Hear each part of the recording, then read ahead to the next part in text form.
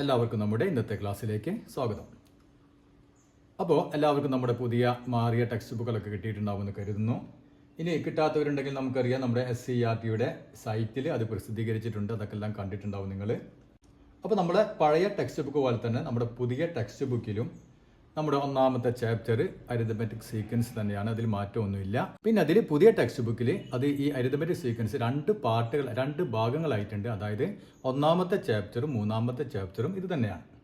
വളരെ പ്രധാനപ്പെട്ട ഒരു ചാപ്റ്ററാണിത്. ഇതിൽ നിന്ന് മാർക്ക് നമ്മുടെ എക്സൽസ് പരീക്ഷയ്ക്ക് കൂടുതൽ മാർക്കുള്ള ചോദ്യങ്ങൾ ഇതിൽ നിന്ന് നിങ്ങൾക്ക് കിട്ടും. അപ്പോൾ ഇത് ശ്രദ്ധിച്ചു കഴിഞ്ഞാൽ വളരെ എളുപ്പത്തിൽ തന്നെ നമുക്ക് ഇതിലെ മുഴുവൻ മാർക്കുകൾ നമുക്ക് സ്കോർ ചെയ്യാൻ പറ്റും.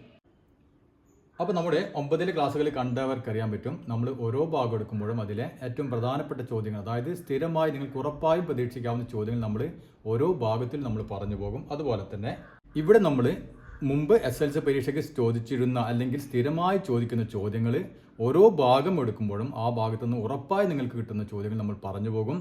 അതുകൊണ്ട് തന്നെ ക്ലാസ്സുകൾ സ്കിപ്പ് ചെയ്യാതെ കാണാൻ ശ്രമിക്കുക. പിന്നെ നമുക്കറിയാം, നമ്മുടെ പരീക്ഷാ രീതിയിലൊക്കെ കുറച്ച് മാറ്റങ്ങളൊക്കെ വന്നിട്ടുണ്ട് അല്ലേ. അതായത് ഇപ്പോൾ എല്ലാ വിഷയങ്ങൾക്കും നമുക്ക് മിനിമം മാർക്ക് വേണം. ടെക്സ്റ്റ് ബുക്കിലെ പ്രോബ്ലംസ് മാത്രം നോക്കുന്നവരാണെങ്കിൽ അവർക്ക് നമ്മുടെ പരീക്ഷയ്ക്ക് എല്ലാ ചോദ്യങ്ങൾക്കും ഉത്തരം എഴുതാൻ കഴിയില്ല. ആ ചോദ്യങ്ങൾ മാത്രം നോക്കാതെ ക്ലാസ് മുഴുവൻ കാണുവാൻ ശ്രദ്ധിക്കുക. അപ്പോൾ തീർച്ചയായിട്ടും നിങ്ങൾക്ക് മാത്സിൻ്റെ കാര്യത്തിൽ യാതൊരുവിധ ടെൻഷൻ്റെ ആവശ്യം വേണ്ട. മാത്ത് ടെസ്റ്റ് എപ്പോഴും നിങ്ങളൊപ്പം ഉണ്ടാകും. മാത്രമല്ല നിങ്ങൾക്ക് മുഴുവൻ മാർക്കും ഇതിൽ നിന്ന് വാങ്ങാൻ കഴിയും. അപ്പം ഇനി നമുക്ക് നമ്മുടെ പാഠത്തിലേക്ക് കടക്കാം. അപ്പോൾ എല്ലാവരും ഒന്ന് ശ്രദ്ധിച്ചേ. ഞാനിവിടെ കുറച്ച് സംഖ്യകൾ കോമ ഇട്ട് എഴുതിയിട്ടുണ്ട് അല്ലേ. അതിൽ ആദ്യത്തേത് ഒന്നാമത്തെ നോക്കിയേ, 1 2 3 4 5 കോമ ഇട്ട് ഇങ്ങനെ എഴുതി പോയിരിക്കുന്നു അല്ലേ. അടുത്തത് 1 3 5 7 9. അടുത്തത് 2 4 6 8 10, പിന്നെ 5 10 15 20 25 അങ്ങനെ പോകുന്നു. അടുത്തത് 1 4 9 16 25 അങ്ങനെ പോകുന്നു. ഇനി ഇതിൽ ആദ്യത്തെ ഒന്ന് നോക്കിയേ, 1 2 3 4 5 അല്ലേ.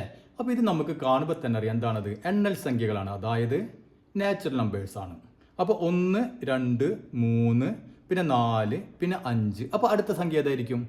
നമുക്ക് കണ്ണടച്ച് തന്നെ പറയാം അല്ലേ. 5 കഴിഞ്ഞാൽ 6, അത് കഴിഞ്ഞാൽ 7, അത് കഴിഞ്ഞാൽ 8 അല്ലേ. അങ്ങനെ പോകും. അപ്പോൾ നമുക്ക് എത്ര വേണമെങ്കിലും ഇങ്ങനെ എഴുതാം. ഇനി അടുത്തത് നോക്കിയേ, 1 3 5 7 9, അതായത് ഒറ്റ സംഖ്യകൾ, ഓഡ് നമ്പേഴ്സ് ആണ് അല്ലേ. അതായത് അപ്പോൾ നമുക്ക് എന്ത് ചെയ്യാം, 1 3 5 7 9 കഴിഞ്ഞാൽ എത്രയാണ്? 11 നമുക്ക് എഴുതാം. 11, അടുത്തത് 13, അടുത്തത് 15 അല്ലേ. അങ്ങനെ നമുക്ക് ഇഷ്ടം പോലെ എഴുതി പോകാം, ഒരു പ്രശ്നവുമില്ല. ഇനി അടുത്തൊന്ന് നോക്കിയേ, 2 4 6 8 10, അതെന്താണ്? ഈവൻ നമ്പേഴ്സ് ആണ്, ഇരട്ട സംഖ്യകളാണ്. അപ്പോൾ 2 4 6 8 10. അടുത്ത ഏതായിരിക്കും? 12 ആയിരിക്കും. അടുത്തത് 14 ആയിരിക്കും അല്ലേ. അടുത്തത് 16 18 അങ്ങനെ പോകും. ഇനി ഇത് നോക്കിയേ, 5 10 15 20 25. അതെന്താണ് സംഭവം? അതായത് അത് 5ന്റെ മൾട്ടിപ്പിൾസ് ആണ് അല്ലേ. അതായത് 5ന്റെ ഗുണിതങ്ങളാണ്. അപ്പം നമുക്ക് അടുത്ത സംഖ്യ ഏതായിരിക്കും? 5 10 15 20 25 കഴിഞ്ഞാൽ 30 നമുക്ക് എഴുതാം. അടുത്തത് 35 അല്ലേ. അടുത്തത് 40 45 അങ്ങനെ നമുക്ക് എഴുതി പോകാൻ പറ്റും. ഇനി ഇത് നോക്കിയേ, 1 4 9 16 25. എന്താണ് സംഭവം? ഇവിടെ നോക്കിയേ, പൂർണ്ണവർഗ്ഗങ്ങൾ അല്ലേ. അതായത് പെർഫെക്റ്റ് സ്ക്വയേഴ്സ്. 1ന്റെ സ്ക്വയർ 1, 2ന്റെ സ്ക്വയർ 4, 3ൻ്റെത് 9, 4ൻ്റെത് 16, 5ൻ്റെത് 25. അങ്ങനെയാണെങ്കിൽ 6ൻ്റെത് 36, പിന്നെ നമുക്ക് 7ൻ്റെത് 49 അല്ലേ. അങ്ങനെ നമുക്ക് എഴുതി പോവാം. അപ്പം ഇവിടെയൊക്കെ നമുക്ക് അടുത്ത സംഖ്യ ഏതാണെന്ന് വളരെ കൃത്യമായിട്ട് ഇത് നോക്കിക്കഴിഞ്ഞാൽ തന്നെ അടുത്ത സംഖ്യ നമുക്ക് ഒരു ടെൻഷൻ ഇല്ലാതെ എഴുതാൻ പറ്റും അല്ലേ. ഇനി ഞാൻ അടുത്തൊന്ന് നമ്മൾ നോക്കിയേ, 1 5 7 10 18 ഇങ്ങനെയാണ് എഴുതി. ഇതിൽ നമുക്ക് അടുത്ത സംഖ്യ എഴുതണം. ഏതെഴുതും? ഏതായിരിക്കും അടുത്ത സംഖ്യ? ഇവിടെ നോക്കിയാൽ 1 കഴിഞ്ഞാൽ 5, 5 കഴിഞ്ഞാൽ 7, 7 കഴിഞ്ഞാൽ 10, 10 കഴിഞ്ഞാൽ 18 അല്ലേ. ഇവിടെ കുറച്ച് സംഖ്യകൾ വെറുതെ അങ്ങനെ എഴുതിയിരിക്കുകയാണ് അല്ലേ. അതായത് ഒരു പ്രത്യേക റൂള് അല്ലെങ്കിൽ ഒരു പ്രത്യേക നിയമം അനുസരിച്ചൊന്നല്ല എഴുതിയിട്ടുള്ളത് അല്ലേ, അല്ലെങ്കിൽ ഏതെങ്കിലും ഓർഡറിലല്ല എഴുതിയിട്ടുള്ളത്. അതുകൊണ്ട് തന്നെ അടുത്ത സംഖ്യ ഏതാണെന്ന് നമുക്ക് എഴുതാൻ പറ്റില്ല. പക്ഷേ ഇവിടെ എങ്ങനെയാണോ, ഇവിടെ നമുക്ക് കൃത്യമായിട്ട് അടുത്ത സംഖ്യ ഏതാണെന്ന് നമുക്ക് കൃത്യമായിട്ട് തന്നെ എഴുതാൻ പറ്റും. അപ്പോൾ ഈ രൂപത്തിൽ, അതായത് ഒരു പ്രത്യേക നിയമം അനുസരിച്ചുകൊണ്ട് അല്ലെങ്കിൽ ഒരു പ്രത്യേക റൂൾ അനുസരിച്ചുകൊണ്ട് നാം ക്രമമായിട്ട് എഴുതുന്ന ഒരു കൂട്ടം സംഖ്യകൾ അല്ലേ. ഇവിടെ നോക്കിയാൽ 1 2 3 ഒരു പ്രത്യേക നിയമമാണ്. അതായത് എന്താ, ഓരോന്ന് കൂട്ടി പോകുന്നു. ഇവിടെ ഓഡ് നമ്പേഴ്സ് എഴുതി, ഇവിടെ ഈവൻ നമ്പേഴ്സ് അല്ലേ, ഇവിടെ 5ന്റെ ഗുണിതങ്ങൾ, ഇവിടെയാണെങ്കിൽ പെർഫെക്റ്റ് സ്ക്വയേഴ്സ് അല്ലേ. അപ്പം ഇങ്ങനെ പ്രത്യേക നിയമം അനുസരിച്ചുകൊണ്ട് അല്ലെങ്കിൽ പ്രത്യേക റൂൾ അനുസരിച്ചുകൊണ്ട് നാം ക്രമമായിട്ട് ഒരു ക്രമത്തിൽ എഴുതി പോകുന്ന സംഖ്യകളാണ് നാം എന്ത് പറയുക, നമ്പർ സീക്വൻസ് അഥവാ സംഖ്യാശ്രേണി എന്ന് പറയുക.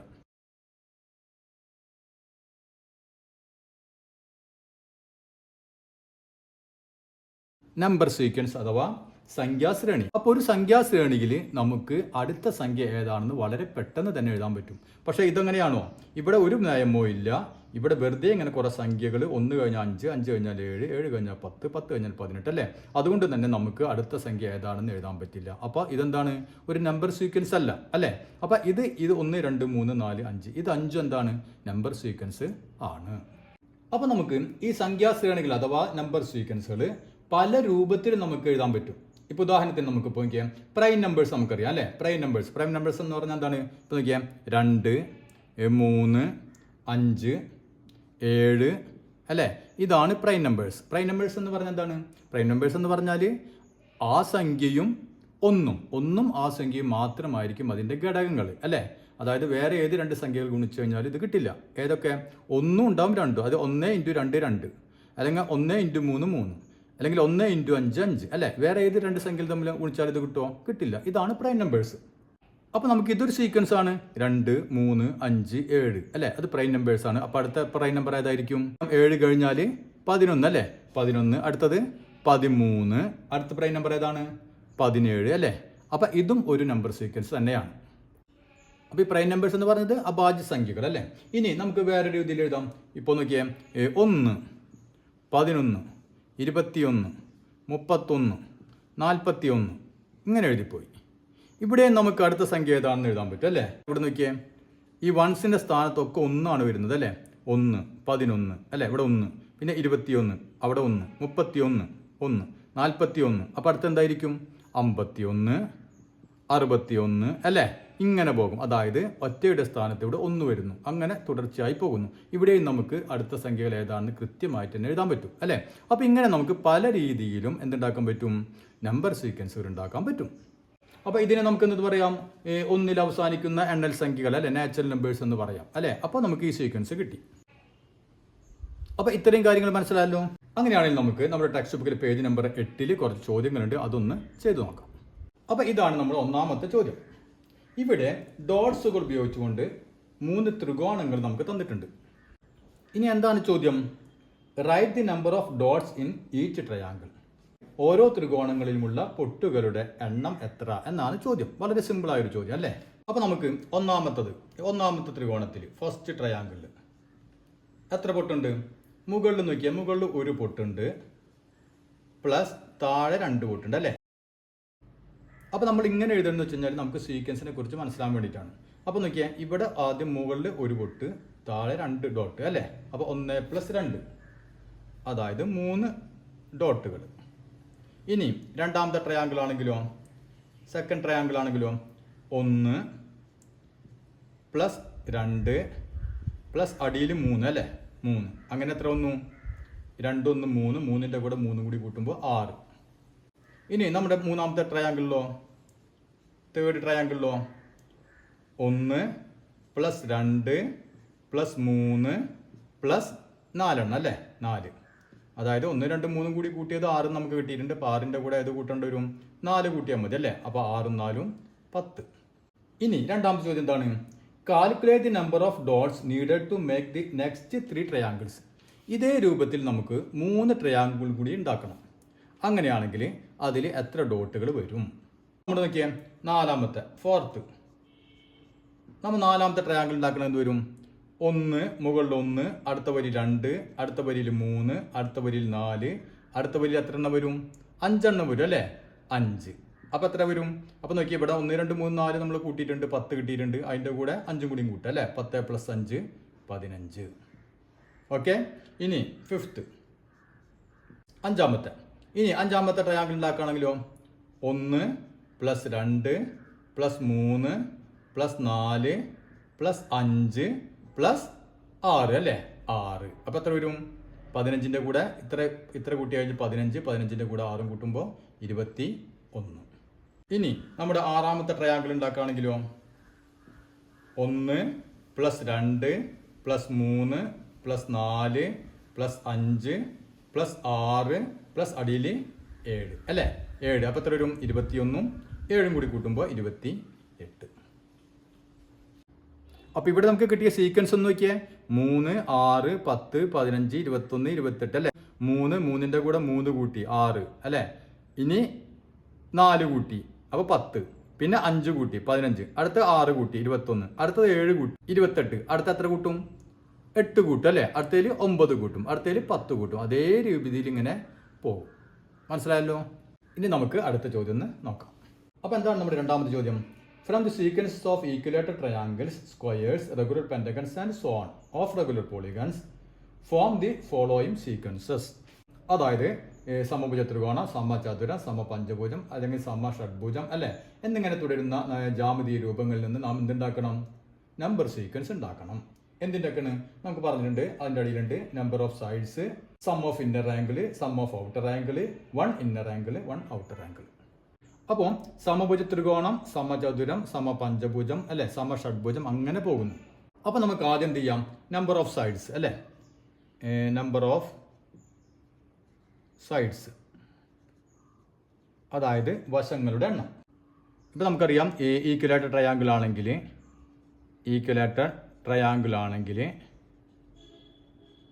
അതായത് സമഭുജ ത്രികോണമാണെങ്കിൽ എത്ര സൈഡ് ആയിരിക്കും? 3 സൈഡ് അല്ലേ 3 സൈഡ്. ഇനി സ്ക്വയർ ആണെങ്കിൽ അതായത് സമചതുരം ആണെങ്കിൽ 4 സൈഡ് ഉണ്ടായിരിക്കും. ഇനി റെഗുലർ പെൻറ്റഗൺ അതായത് സമപഞ്ചഭുജം അല്ലെ സമപഞ്ചഭുജം ആണെങ്കിൽ 5 വശങ്ങൾ ഉണ്ടായിരിക്കും. ഇനി റെഗുലർ ഹെക്സഗൺ എത്ര വശം ഉണ്ടായിരിക്കും? 6 വശം ഉണ്ടായിരിക്കും അല്ലേ 6 വശം. അപ്പോൾ ഇതാണ് നമ്പർ ഓഫ് സൈഡുകൾ 3 4 5 6. ഇനി അടുത്ത് എന്താ പറഞ്ഞിട്ടുള്ളത്? Sum of inner angles. Sum of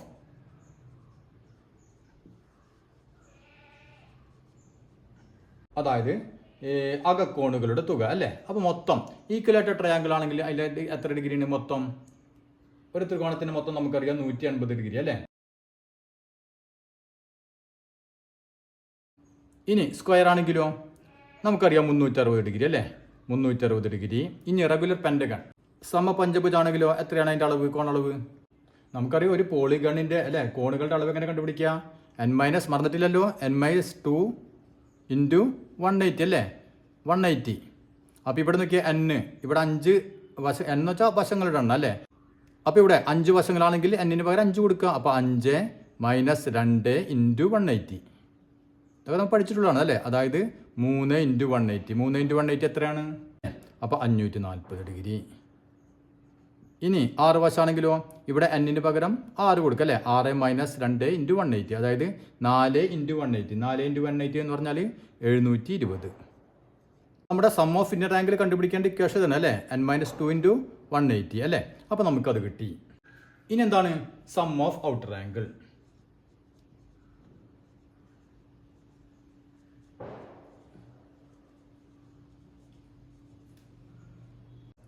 അപ്പോൾ സം ഓഫ് ഔട്ടർ ആംഗിൾ അല്ലേ ഈ പുറംകോണ് എന്ന് പറഞ്ഞാൽ എന്താണ് സംഭവം? നമുക്കറിയാം. ഇപ്പോൾ നോക്കിയാൽ ഒരു ത്രികോണം ഈ ത്രികോണത്തിൻ്റെ പുറംകോണം എന്ന് പറഞ്ഞാൽ എന്താ സംഭവം? ഇതിലെ ഏതെങ്കിലും ഒരു വശം ഇപ്പോൾ ഒരു വശം നീട്ടിക്കഴിഞ്ഞാൽ പിന്നെ ആ വശവും അതിൻ്റെ അഡ്ജസ്റ്റൻറ്റ് സൈഡ് അല്ലേ തൊട്ടടുത്തുള്ള സൈഡും തമ്മിലുള്ള ആംഗിൾ ഇതാണ് പുറംകോൺ. ഈ സൈഡ് ഇങ്ങനെ നീട്ടിയതേ ഇതാണ് ഇതിൻ്റെ പുറംകോൺ അല്ലേ. ഇനി ഈ സൈഡ് ഇങ്ങോട്ട് നീക്കി കഴിഞ്ഞാലോ ഇതാണ് ഇതിൻ്റെ പുറംകോൺ. ഇനി ഒരു സ്ക്വയർ ആണെങ്കിലോ ഇതേ രൂപത്തിൽ തന്നെ അല്ലേ അതായത് ഇത് നീട്ടി അപ്പോൾ ഈ ആംഗിൾ. ഇനി ഈ വശം നീട്ടിക്കഴിഞ്ഞാൽ ഈ ആംഗിൾ, ഈ വശം നീട്ടിക്കഴിഞ്ഞാൽ ഈ ആംഗിൾ, ഈ വശം നീട്ടിക്കഴിഞ്ഞാൽ ഈ ആംഗിൾ അല്ലേ. ഇതാണ് പുറംകോൺ.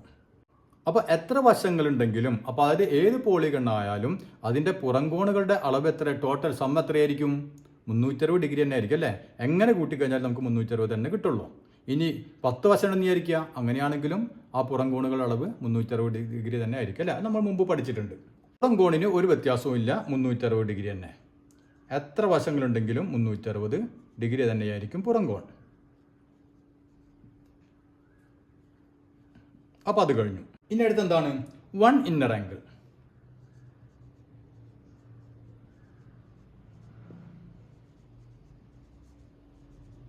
അപ്പോൾ ഒരു അകക്കോണിൻ്റെ അളവ് അല്ലേ നമുക്കറിയാം. ആദ്യം നോക്കിയാൽ ഈക്വലായിട്ട് ട്രയാങ്കിൾ എടുത്തു കഴിഞ്ഞാൽ അതിൻ്റെ ഇന്നർ ആംഗിൾ മൊത്തം ഉള്ളിൽ എത്രയാണ് മൊത്തം അളവ് 180 ഡിഗ്രി അല്ലേ, 180 ഡിഗ്രി. അപ്പോൾ ഒരു ആംഗിൾ എത്രയായിരിക്കും? ആകെ 3 കോണുകളുണ്ട് അല്ലേ, അപ്പോൾ 180/3 അല്ലേ, 180/3 എത്രയാണ്? 60 ഡിഗ്രി. ഇവിടെ നോക്കിയാൽ സ്ക്വയർ ആണെങ്കിലോ ആകെ ഇന്നർ ആംഗിൾ എത്രയാണ്? 360 ഡിഗ്രി അല്ലേ, അപ്പോൾ 360 എത്ര കോണുകളുണ്ട്? സ്ക്വയർ ആണെങ്കിൽ 4 എണ്ണം ഉണ്ട് അല്ലേ, അപ്പോൾ 360/4 എത്രയാണ്?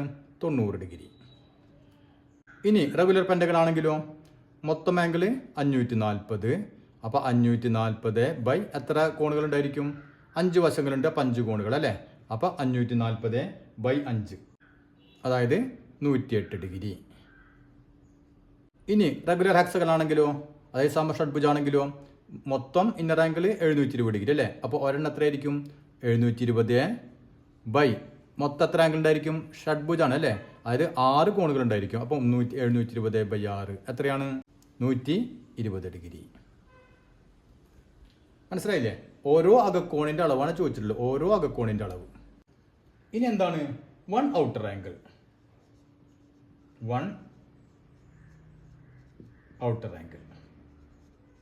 അതായത് ഒരു പുറംകോണിൻ്റെ അളവ് അല്ലേ. നമുക്കറിയാം മൊത്തം പുറംകോണിൻ്റെ അളവ് എത്രയായിരിക്കും? എപ്പോഴും 360 തന്നെയായിരിക്കും, ഒരു വ്യത്യാസമില്ല അല്ലേ.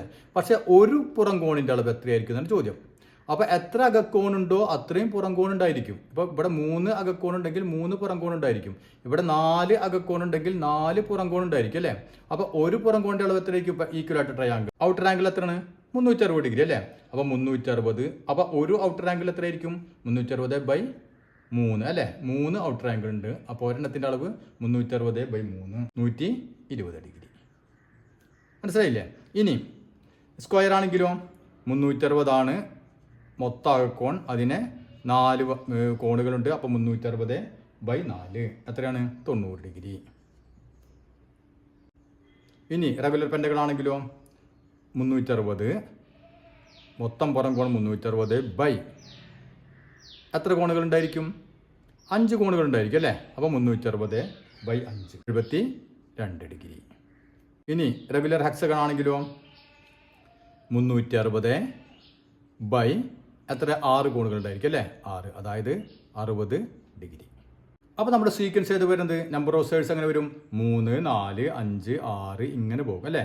ഇനി സം ഓഫ് ഇന്നർ ആംഗിൾസ് നോക്കിയാൽ 180, 360, 540, 720 അല്ലേ, അതായത് ഇവിടെ 180 ഡിഗ്രി വെച്ച് ഇങ്ങനെ കൂടിക്കൊണ്ടിരിക്കുന്നു അല്ലേ.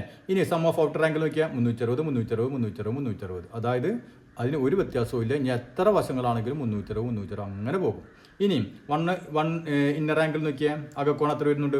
60 ഡിഗ്രി, 90 ഡിഗ്രി, 108 ഡിഗ്രി, 120 ഡിഗ്രി ആ ഓർഡറിൽ പോകുന്നു. ഇനി വൺ ഔട്ടർ ആംഗിൾ 120, 90, 72, 60 ആ രീതിയിലും പോകുന്നു. അപ്പോൾ ഇതാണ് നമ്മുടെ സീക്വൻസുകൾ. മനസ്സിലായല്ലോ? അപ്പോൾ നമ്മുടെ ഈക്വലായിട്ട് ട്രയാങ്കിൾ എടുത്തു, പിന്നെ സ്ക്വയർ, പിന്നെ റെഗുലർ പെൻറ്റഗൺ, പിന്നെ റെഗുലർ ഹെക്സഗൺ, അങ്ങനെ വശങ്ങളെണ്ണം കൂടി കൂടി പോകുന്നു. അപ്പോൾ അത് ക്ലിയർ ആയില്ല. ഇനി നമുക്ക് മൂന്നാമത്തെ ചോദ്യം ചെയ്തു നോക്കാം. അപ്പോൾ നമ്മുടെ മൂന്നാമത്തെ ചോദ്യം എന്താണ്?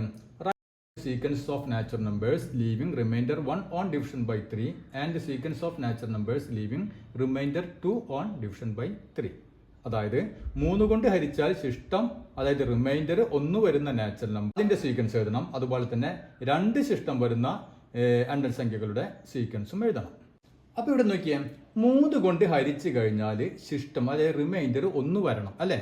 അപ്പോൾ 3 കൊണ്ട് ഹരിച്ചാൽ ശിഷ്ടം 1 വരണം. ആ സംഖ്യകൾ ഏതൊക്കെയാണ്? ആദ്യം നമുക്ക് 3 കൊണ്ട് ഹരിച്ചു കഴിഞ്ഞാൽ ശിഷ്ടം 0 വരുന്ന സംഖ്യകൾ ഏതൊക്കെയാണ്? അതായത് ഇപ്പോൾ നമ്മൾ 3 കൊണ്ട് ഹരിച്ചു കഴിഞ്ഞാൽ ശിഷ്ടം നമുക്ക് 0 കിട്ടണം. അത് ഏതൊക്കെയാണ് സംഖ്യ? 3ന്റെ മൾട്ടിപ്പിൾസ് അല്ലേ, 3ന്റെ ഗുണിതങ്ങൾ എടുത്താൽ മതി. അതായത് നോക്കിയാൽ 3, 6, 9, 12 അല്ലേ, ഇങ്ങനെ എടുത്തു കഴിഞ്ഞാൽ നോക്കിയാൽ അപ്പോൾ ഇതൊക്കെ എന്താണ്? 3 കൊണ്ട് ഡിവൈഡ് ചെയ്ത് കഴിഞ്ഞാൽ ശിഷ്ടം 0 ആണ്, റിമൈൻഡർ 0 ആണ്. നമ്മുടെ എന്താണ് ചോദിച്ചിട്ടുള്ളത്? റിമൈൻഡർ 1 കിട്ടണം അല്ലേ. അപ്പോൾ നാം എന്ത് ചെയ്യണം? വളരെ എളുപ്പത്തിൽ നമുക്ക് എന്ത് ചെയ്യാൻ പറ്റും? ആദ്യം നമ്മൾ 3 കൊണ്ട് ഡിവൈഡ് ചെയ്ത് കഴിഞ്ഞാൽ, അതായത് 3ന്റെ മൾട്ടിപ്പിൾസ് ആദ്യം നമുക്ക് എഴുതാം. മനസ്സിലായില്ലേ? ആ 3 കൊണ്ട് ഡിവൈഡ് ചെയ്ത് നമുക്ക് 1 ശിഷ്ടം വരുന്നത്. അപ്പോൾ നമ്മൾ ആദ്യം എന്ത് ചെയ്യുക? 3ന്റെ മൾട്ടിപ്പിൾസ് എഴുതി അല്ലേ. ഇനി ശിഷ്ടം നമുക്ക് 1 കിട്ടണം. അപ്പോൾ എന്ത് ചെയ്താൽ മതി? ഇതിൻ്റെ കൂടെ 1 കൂട്ടുക. അപ്പോൾ 3ന്റെ കൂടെ 1 കൂട്ടിക്കഴിഞ്ഞാൽ നമുക്ക് എത്ര കിട്ടി? 4 കിട്ടി. അല്ലേ? ഇതിൻ്റെ കൂടെ 1 ആഡ് ചെയ്യുന്നു. അപ്പോൾ ആ 1 എന്തായി വരും? റിമൈൻഡർ ആയിട്ട് വരും അല്ലേ? അപ്പോൾ ഇവിടെ 4, 6ൻ്റെ കൂടെ 1 കൂട്ടിയാൽ 7, 9ൻ്റെ കൂടെ 1 കൂട്ടിയാൽ 10, 12ൻ്റെ കൂടെ 1 കൂട്ടിയാൽ 13. ഇങ്ങനെ പോകും. ഇതിനൊന്ന് ഡിവൈഡ് ചെയ്ത് വയ്ക്കുക 3 കൊണ്ട്. 4/3 1 കിട്ടും അല്ലേ? ശിഷ്ടം 1. കണ്ടില്ലേ? 7നെ 3 കൊണ്ട് ഡിവൈഡ് ചെയ്ത് കഴിഞ്ഞാൽ ശിഷ്ടം 1. 10നെ 3 കൊണ്ട് ഡിവൈഡ് ചെയ്ത് കഴിഞ്ഞാൽ ശിഷ്ടം 1 അല്ലേ? അപ്പോൾ നമ്മൾ എളുപ്പത്തിന് എന്ത് ചെയ്താൽ മതി? ഈ 3ൻ്റെ മൾട്ടിപ്പിൾസ് ആദ്യം എഴുതുക. അതിൻ്റെ കൂടെ എത്രയാണ് ശിഷ്ടം വേണ്ടത് അത് ഇതിൻ്റെ കൂടെ കൂട്ടാം. 2 ശിഷ്ടം വേണമെന്നെങ്കിൽ 2 കൂട്ടാം. ക്ലിയർ ആയില്ലേ? ഓക്കെ. ഇനി നമ്മൾ ഇവിടെ ഒരു കാര്യം കൂടി ശ്രദ്ധിക്കണം. നമുക്കിവിടെ 1 ശിഷ്ടം വേണ്ടത് അല്ലേ? റിമൈൻഡർ വേണ്ടത്. അപ്പോൾ ആദ്യത്തെ സംഖ്യ നമുക്ക് 1 കൊടുക്കാം. അപ്പോൾ 1, 4, 7, 10, 11, 13. ഇനി 1നെ നാം 3 കൊണ്ട് ഡിവൈഡ് ചെയ്താൽ സംഭവിക്കും? അവിടെ റിമൈൻഡർ 1 തന്നെയാണ് അല്ലേ? ഇനി 4നെ ഡിവൈഡ് ചെയ്താലും റിമൈൻഡർ 1 തന്നെ. അപ്പോൾ ആദ്യം എന്ത് ചെയ്യാം? ആദ്യം ഇതേ രൂപത്തിൽ എഴുതിയിട്ട് ഏതാണോ റിമൈൻഡർ വേണ്ടത് അത് ഇതിൻ്റെ കൂടെ കൂട്ടുക. എന്നിട്ട് പിന്നെ ഫസ്റ്റ് നമ്പർ എഴുതണം. ആ റിമൈൻഡർ എത്രയാണോ വേണ്ടത് ആ റിമൈൻഡർ ഇവിടെ എഴുതാം. ക്ലിയർ ആയില്ലേ? അതല്ലെങ്കിൽ മറ്റൊരു മാർഗം എന്താണ്? ആദ്യം നമ്മൾ റിമൈൻഡർ എഴുതി അതിനുശേഷം എന്ത് കൂട്ടി എഴുതാം? 3 അല്ലേ? 3ൻ്റെ മൾട്ടിപ്പിൾസ് ആണ് ചോദിച്ചിട്ടുള്ളത്. അപ്പോൾ നമ്മൾ 3 കൂട്ടാം. അപ്പോൾ 1ൻ്റെ കൂടെ 3 കൂട്ടിയാൽ 4, പിന്നെ 7, പിന്നെ 10. ആ രീതിയിലും എഴുതാം. അപ്പോൾ ഇത് ഒന്നാമത്തത്. ഇനി എന്താ പറഞ്ഞിട്ടുള്ളത്? ശിഷ്ടം 2 വരണം അല്ലേ? ശിഷ്ടം 2 വരണം. 3 കൊണ്ട് ഡിവൈഡ് ചെയ്താൽ ശിഷ്ടം 2 വരണം. അപ്പോൾ നമ്മൾ എന്ത് ചെയ്താൽ മതി? ഇതാണ് 3ൻ്റെ മൾട്ടിപ്പിൾസ്. അതിൻ്റെ കൂടെ എന്ത് ചെയ്താൽ മതി? മൾട്ടിപ്പിൾസിൻ്റെ കൂടെ 2 കൂട്ടാം. മനസ്സിലായി? 1ന് പോയി 2 കൂട്ടുക. 2 നമുക്ക് ശിഷ്ടം വരേണ്ടത്. അപ്പോൾ ഏതൊക്കെ വരും? 3ൻ്റെ കൂടെ 2 കൂട്ടിയാൽ 5, 6ൻ്റെ കൂടെ 2 കൂട്ടിയാൽ 6 2 8, 9ൻ്റെ കൂടെ 2 കൂട്ടിക്കഴിഞ്ഞാൽ 11, അടുത്തത് 14. മനസ്സിലായില്ലേ? അപ്പോൾ അതേ രൂപത്തിൽ ഇങ്ങനെ പോകും. അപ്പോൾ ശിഷ്ടം 2 വേണ്ടത്. അതുകൊണ്ട് നമ്മൾ മൾട്ടിപ്പിൾസിൻ്റെ കൂടെ 2 കൂട്ടി. കണ്ടില്ലേ? ഇനി നമ്മൾ എന്ത് ചെയ്യണം? ശിഷ്ടം 2 അല്ലേ വേണ്ടത്? അപ്പോൾ ആദ്യം നമ്മൾ 2 എഴുതി.